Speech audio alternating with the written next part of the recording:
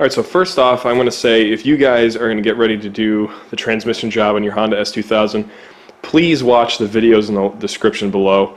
These videos are by the channel called DIY Guys, and they did a fantastic job. Well, they always do a fantastic job with their DIYs on lots of S2000 content. I really can't do a better job than them. They pretty much nailed it, and it can't make it any simpler for you to follow for how to change the transmission or to drop the transmission or to even do the clutch in your S2000. And that's what I'm doing here. I'm just going to make little comments along the way on things I might have done differently. As you can see here, I have the battery out of the car and the header's out, and I'm at the point where I did get the front starter bolt broke loose. That was a mere impossible task. I bought the tools that were suggested in the DIY Guys video. I got the 1/2-inch extensions from Amazon that are super long, 30 inches down to 18 inches, I think. You know, here's the alternator out of the car. The exhaust is fully taken off underneath the car. And one tip I will say is when you're taking off the header on this car, I would highly suggest to, take the battery out. That wasn't mentioned in the DIY, but I will say it did help me quite a bit because you can get the ratchet and extensions in and get your hands in through here to loosen the ratchet, to take the bolts off the header. Made my life a lot easier, and since you already have the terminals disconnected on the battery, since you have to do that before you take the alternator out, really all you got to do is take the two 10mm bolts off the top of the battery and just pull it out. It really doesn't take any more time, and it does give you a lot more room to work with. Another tip I wanted to talk about was I bought this at Harbor Freight using a 20% off coupon, like I buy everything there. This is a low profile transmission jack. Now, there's no hydraulics to this. You literally just take a 1/2-inch extension and a ratchet, or you can use an impact back here on this to jack it and lower it, much like those little jacks that come in the trunk of your car with a lead screw, and it just cranks up, and it's a scissor jack. So it can go pretty low, but not nearly as low enough as I need it to take the transmission out of the car, leave it on here, then roll it underneath the car out. This is really just going to be to support it when I am lowering the subframe and taking the rear transmission bolts out so the transmission doesn't sag down. Because if you've watched people do the DIYs online, a lot of them use like floor jacks, or they don't use a jack at all to support the weight of the transmission when they take the mount off, and you can see the whole thing just fall down under its weight. That puts the entire load as a twisting force, and it's a giant cantilever on the OEM motor mounts. So, they are known to crack quite easily. Even though I have aftermarket hard race ones, I don't want to put a huge twisting force on those, because it's going to try to pull the rubber apart, as opposed to them being in compression like they're designed with the weight of the engine on them. So if you have the extra cash to spend, I'm sure I will have the transmission out of this car again at some point in the future, or even help some friends out. So $80 for this seems like a worthy investment to me. The only thing I added to it was some adhesive backed rubber, so that when the transmission goes up there, it kind of grips and doesn't scratch and slide on the paint on here. This will help it stay nice and secure. And then of course you have the strap to ratchet around it and grip it really tightly when you're pulling it back. The nice thing about using this over a regular jack is this is on caster wheels in all four corners. So when you can bring this up to touch the jack, strap it down, and then when you break all the bell housing bolts loose on the transmission, you can just slide this back nice and easily and not have the transmission drop or worry about it pivoting off the floor jack you're using. Alright, so I know it's not the greatest lighting, but I got the regular car jack underneath the subframe. The bolts are backed out 3 inches right now, like it says in the DIY. I'm holding it up with a 2x4 right now with the jack, and you can see the red transmission jack back here is supporting the transmission right now. I don't have enough room really to ratchet the clamp or the strap down around it, so it's kind of just hanging there right now. But I'm going to try to lower the front a little bit and then come back to the transmission and lower that the same amount and kind of work back and forth to keep it lowering evenly and not to load the motor mounts with a twisting force at all.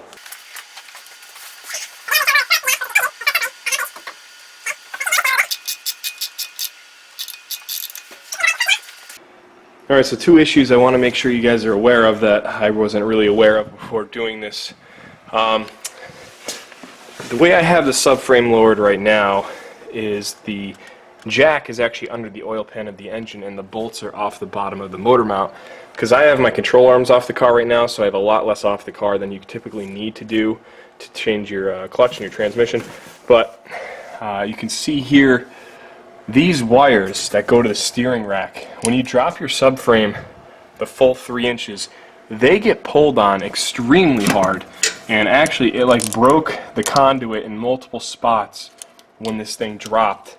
And I imagine it was pulling on these wires very, very hard, because I was having trouble with the subframe when I was lowering it with the board in between the 2 rails and the subframe, and the weight of the engine still staying on top of this. I was having a lot of trouble with it binding. It would get crooked, and these front bolts would have like a twist on them, and maybe it's because of my rigid collars.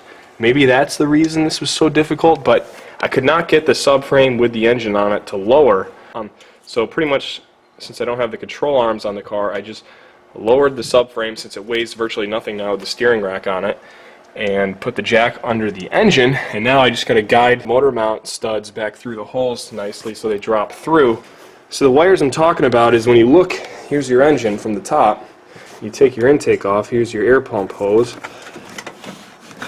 there is a bundle of wires. This one, ignore this one, that's for the intake sensor or whatever, but this bundle right here that runs to the steering rack is held to the frame with this clip that goes right in this rail right here. That used to be pulled way up on that, and when this thing dropped, it wasn't hitting the bolts, so all the weight of it was pulling on this cable.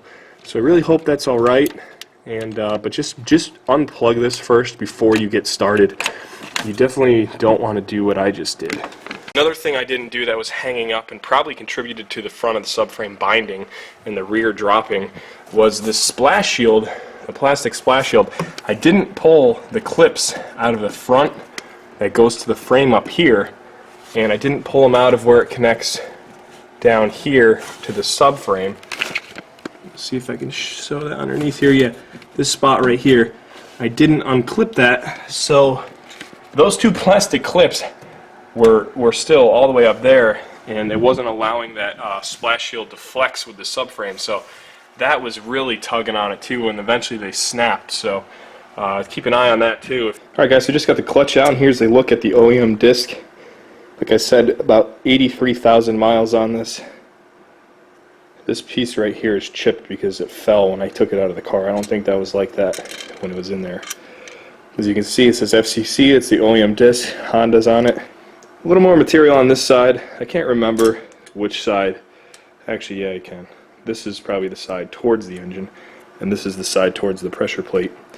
As you can see, it's pretty much worn flat.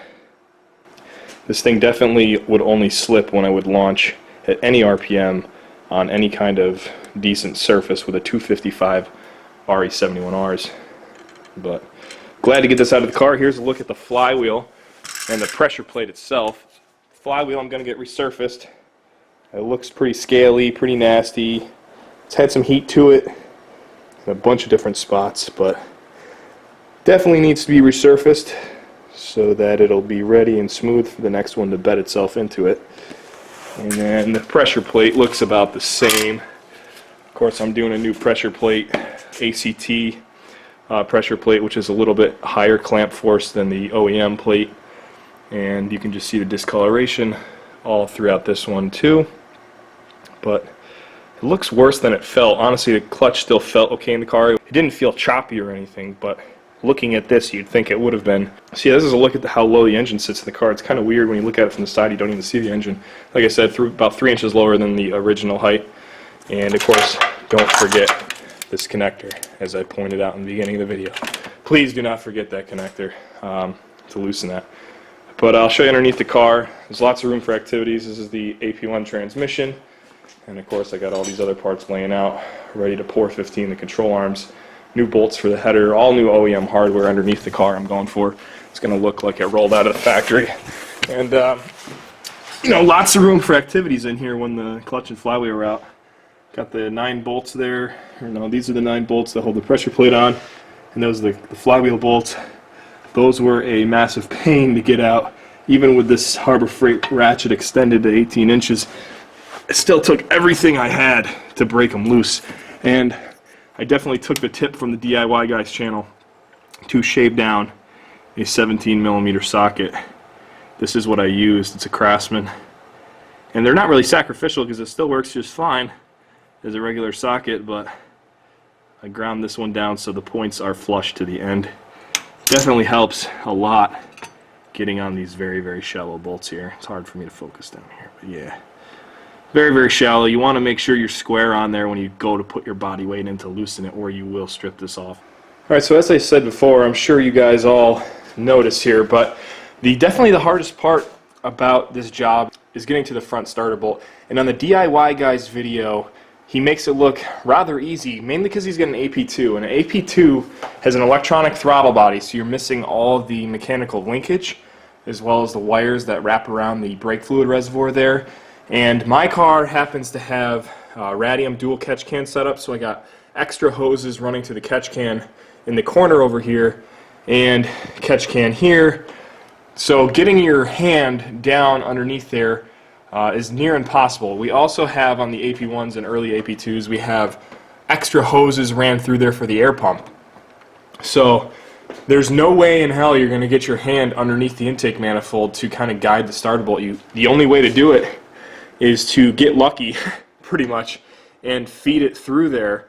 You know, I watched the video, and it's a very good video that they put up, but I just think it was much harder on an AP1 just because there's a million more things in your way down there. Well, you can't even see the starter bolt like you can in his video. So be wary of that. Don't get too frustrated. I definitely did. But there's pretty much no way you're not going to get frustrated. That is a pain in the ass.